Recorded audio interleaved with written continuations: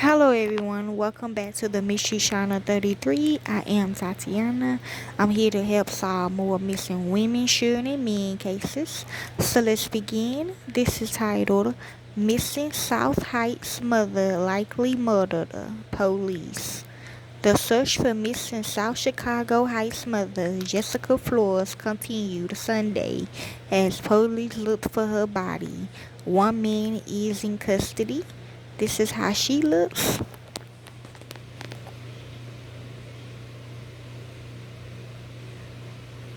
She looks familiar. She is not Amy Winehouse. And this is the male that they say is in custody. He is innocent. She is saying he did not do it. But they did put him as the killer, the suspect, okay?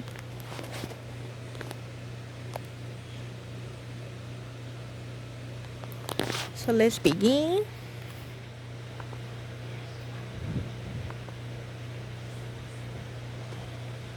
South Chicago Heights, Illinois. The search continued Sunday for Jessica Flores, a South Chicago Heights mother of 6 who police now say may have been murdered. She had been considered missing until Friday when Gary authorities charged through Tiny Carter III, 41, with her death. Okay, so regarding an abusive situation. Carter, who lives in Gary, was charged with murder in connection with the disappearance of Flores, 36.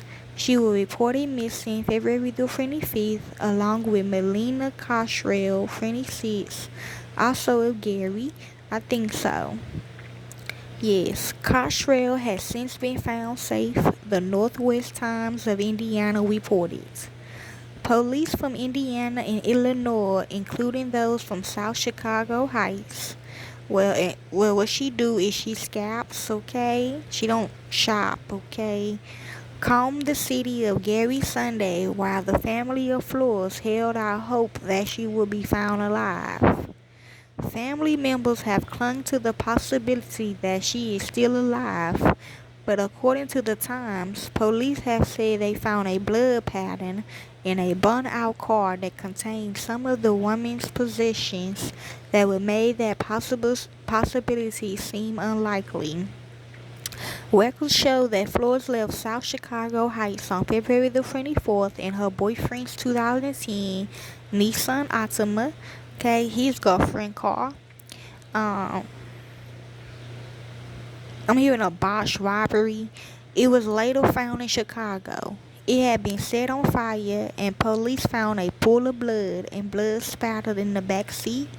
So that could be where her body is at. Details that were released after Carter's arrest shows that the disappearance of Flores is a complicated case that may have left one other dead person in its wake. Who? George Heath, a potential witness in the case, died Monday after he was shot in the back of his head at his home in Gary. That death was ruled a homicide and remains under investigation, the Times reported. According to the Daily Southtown, an unidentified witness left with Flores when she was last seen alive to go to a bar in Gary and visit a man named Tiny. Tiny and Flores argued, the paper says, in part because a woman Tiny was expecting had not arrived. And then Tiny persuaded Flores and the witness to leave to get cocaine with him. They continue to argue while they picked up drugs. Okay, so this one we're going to the situation. Yes, the Michael Brown case.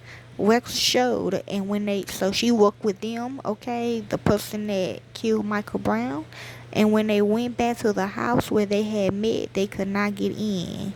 Tiny was angry that the other woman still had not arrived. The Southtown reported that at one point, Tiny made Flores get in the back seat of the car, and while he was driving, he would often stop the car as they continued to argue.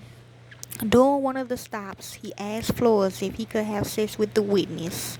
When she said no, he pulled out a revolver, turned around, and shot Flores, records show. The witness tried to flee, but Tiny was able to stop her and bring her to another house. Okay, I'm hearing drug money. Okay, I'm also hearing for the love of money.